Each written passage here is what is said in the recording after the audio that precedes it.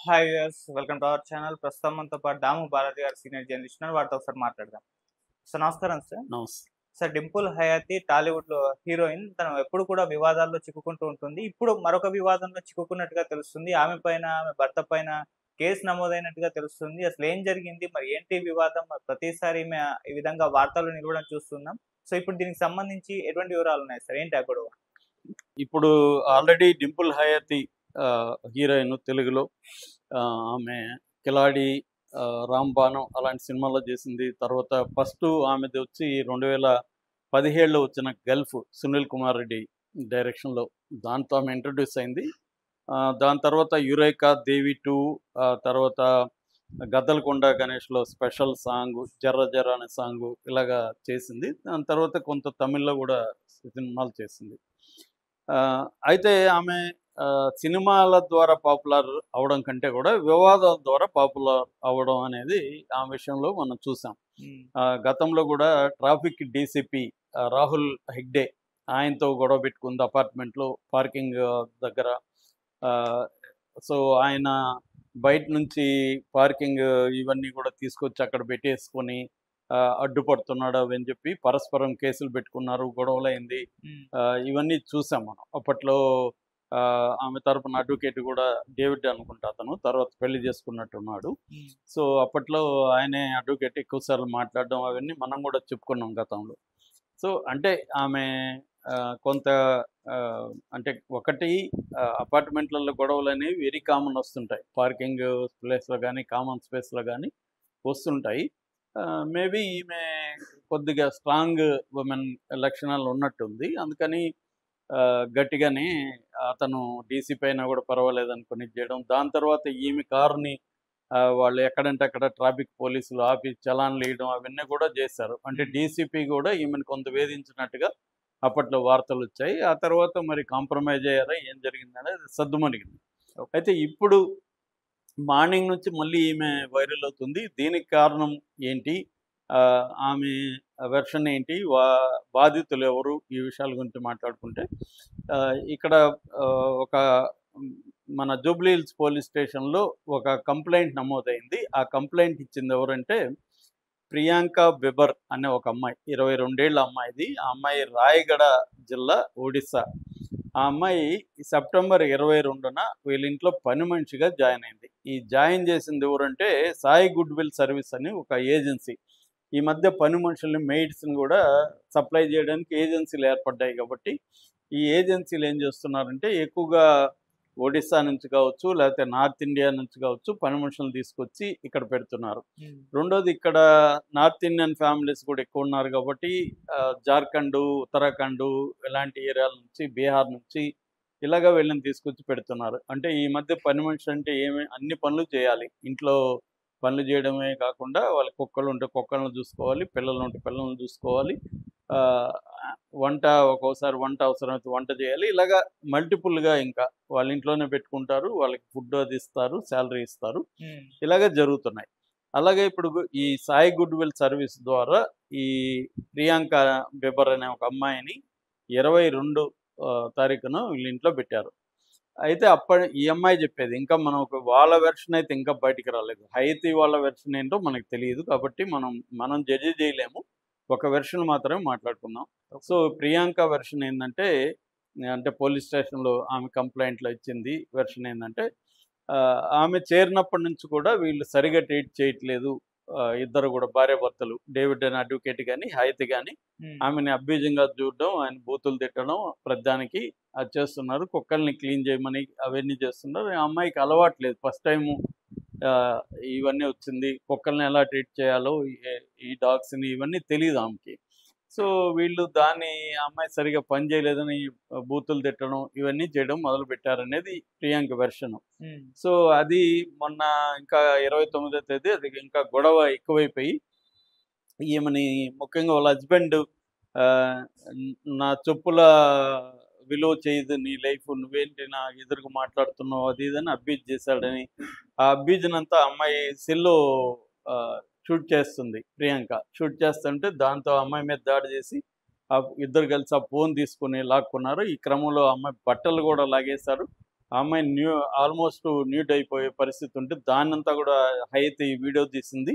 So నన్ను abuse చేయడం, నన్ను న్యూడ్గా వీడియోలు తీయడం ఇవన్నీ చేసి నన్ను బ్లాక్మెయిల్ చేయాలంటున్నారు. మా మా హస్బెండ్ అడ్వకేట్, మీరేం పీక్కోలేరు అంటున్నారు అనేది అమ్మాయి చెప్పింది. ఆ అమ్మాయి అక్కడ నుంచి అతి కష్టం మీద పారిపోయి ఈ ఏజెన్సీ దగ్గరికి వచ్చింది.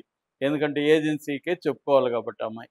ఏజెన్సీ వాళ్ళు కూడా మాట్లాడారు. మాట్లాడితే కూడా వాళ్ళు ఏజెన్సీతో కూడా రూడ్‌గానే మాట్లాడారనేది చెప్తున్నారు.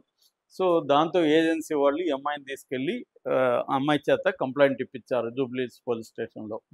సో ఇప్పుడు వీళ్ళ మీద కేసు అయితే ఎఫ్ఐఆర్ అయితే రిజిస్టర్ చేశారు. సెక్షన్ 74, 79, 351, 324 అంటే క్రిమినల్ ఇంటిమిడేషన్, అసాల్టు ఈ సెక్షన్ల కింద భారతీయ న్యాయ సంహిత కింద కేసు అయితే బుక్ చేశారు. ఎఫ్ఐఆర్ పెట్టారు. ఇప్పుడు ప్రాథమిక విచారణ అనేది మొదలుపెట్టారు. అంటే ఆమె వాళ్ళ వెర్షన్ ఏంటి, వాళ్ళని ఏం జరిగింది అసలు అనేది చేస్తున్నారు. సో ఈ ఇది బేసిక్‌గా జరిగింది. దీనికి ఇంకా ఆమె గాని, వాళ్ళ హస్బెండ్ గాని బయటికి రాలేదు. మేబీ ఈరోజు లేటర్‌లో ప్రెస్ మీట్ పెట్టి ముఖ్యంగా హస్బెండ్ ఆయన కూడా అడ్వకేట్ కాబట్టి ఆయన కూడా ఒక కంప్లెయింట్ ఫైల్ చేసే అవకాశం ఉంది. ఆయన ఏం చేస్తున్నాడంటే ఈ అమ్మాయి తన ఇంట్లో దొంగతనం చేసిందనో ఇంకోటో అతను పెట్టే అవకాశం ఉంది. ఈ అమ్మాయి చేసింది, చెప్పిన పని చేయట్లేదు. మేము గట్టిగా అడిగాము చెప్పిన పని చేయమని. దాంతో ఈ అమ్మాయి డబ్బులు ఎక్కువ డిమాండ్ చేసింది. డబ్బులు మేము అంత నీకు మాట్లాడిందే ఇస్తానన్నాం కాబట్టి ఎక్కువ ఇవ్వలేమనేది ఆమె వాళ్ళు చెప్పే అవకాశం ఉంది. ఇదేంటంటే మామూలుగానే పని మనుషులతో వచ్చే ప్రాబ్లమ్స్. చాలా చోట్ల ఏంటంటే యజమానుల ఎక్స్‌పెక్టేషన్‌కి అనుగుణంగా పని మనుషులు పనిచేసే పరిస్థితి లేదు. మనం చాలా చూస్తున్నాం అనుభవాలు. సో వాళ్ళ పని మనుషుల పాయింట్ ఆఫ్ వ్యూ నుంచే వాళ్ళేందంటే నలుగురు ఇళ్లల్లో మామూలుగా అయితే నలుగురు ఇళ్లల్లో చేసుకోవాలి కాబట్టి ఒకే దగ్గర ఎక్కువగా హార్డ్ వర్క్ చేస్తే వాళ్ళు నలుగురు ఇళ్లల్లో పోయి పనులు చేయలేరు. అందువల్ల ఫాస్ట్‌గా పనులు ఫాస్ట్‌గా చేసినప్పుడు సరిగ్గా చేయలేరు ఏది కూడా. అన్నీ కూడా ఫాస్ట్‌గా చేయాలి కదా! వాళ్ళు టైం పెట్టుకుంటారు. ఈ టైంలో ఇట్లా బాత్రూమ్‌లకెళ్ళి ఇటు వస్తారు. బాత్రూమ్ క్లీన్ అయినట్టే ఉంటది కానీ క్లీన్ కాదు. ఇలాంటి వీళ్ళకి సమస్యలుంటాయి. ఎవరి పాయింట్ ఆఫ్ వ్యూలో వాళ్ళది. సో ఇప్పుడేందంటే ఇక్కడ వీళ్ళు కూడా డిపెండ్ అయిపోయింటారు పని మనుషుల మీద. సో కొంతమంది ఉద్యోగాలుంటాయి. కొంతమందికి రకరకాల ప్రొఫెషన్స్ ఉంటాయి. విమెన్ కూడా ఇంతకుముందంటే విమెన్ ఇంట్లో పని చేసేవాళ్ళు. వాళ్ళు పని చేయలేని పరిస్థితి.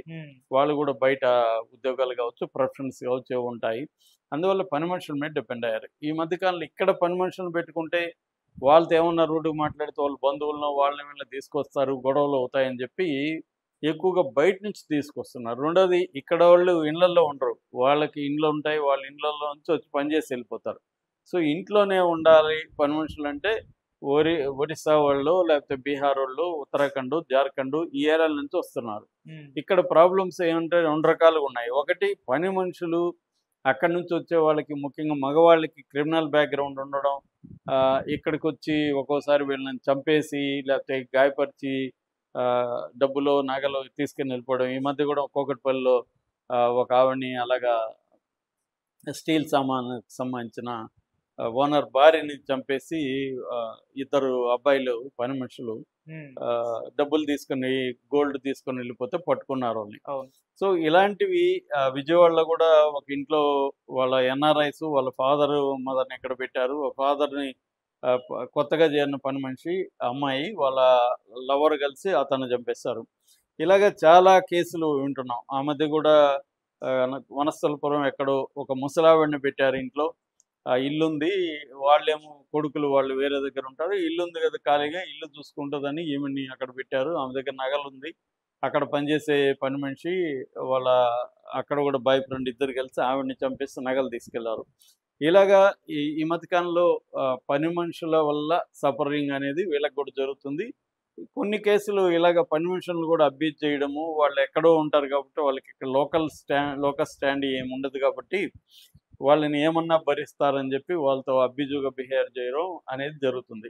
ఇక్కడ ఇప్పుడు హైత్ మీద ఆల్రెడీ కేసులున్నాయి. ప్రియర్ కేసులున్నాయి. ఈమెకి ఇట్లాంటి రూడ్ బిహేవియర్ హిస్టరీ ఉందనేది కూడా ప్రూవ్ అయింది కాబట్టి ఇప్పుడు పోలీసులు కూడా దీని మీద స్ట్రిక్ట్గానే ఉండే అవకాశం ఉంది. ఉమ్, కాకపోతే వీళ్ళ హస్బెండ్ కూడా అడ్వకేట్ కాబట్టి ఆమెకు ఆ కాన్ఫిడెన్స్ ఉంది. మనకి అంటే లీగల్ సిస్టమ్ ఇవన్నీ అతనికి బాగా తెలుసు కాబట్టి చేయొచ్చు. ఏదేమైనా నేను అనుకోవడం ఇది ఆమె ఇప్పుడు ఏం డిమాండ్ చేస్తుంది ఆ పని మనిషి? కాంపెన్సేషన్‌కి వాళ్ళేమన్నా డబ్బులిచ్చి కేసు విత్‌డ్రా చేసుకుంటారా ఏందనేది చూడాలి. ఎందుకంటే ఇప్పుడు పని మనిషి కూడా కేసు పెట్టింది గానీ, దాని తర్వాత ఆమె ఫాలోఅప్ చేసి ఫైట్ చేయాలి గదా! ఉమ్, సో, ఫైట్ చేయడం ఆ అమ్మాయికి కూడా కష్టం. అమ్మాయి ఎవరో చిన్న పాప వచ్చింది ఇక్కడ పని జేయడానికి. ఇప్పుడు ఈ కేసులో ఇరుక్కుంటే ఆమెకు కూడా కోర్టులు, పోలీస్ స్టేషన్ తిరగాల్సుంటది పనులు ఉమ్. చేసుకోలేక. రెండోది ఇది నోటెడ్ అయితే ఆమెకి వేరే వాళ్ళు పని లేకపోవచ్చు ఇక్కడ. సో, ఇటువంటి ప్రాబ్లమ్స్ ఇరువైపులా ఉంటాయి. కాబట్టి మాక్సిమం ఇది out of the police station, out of the court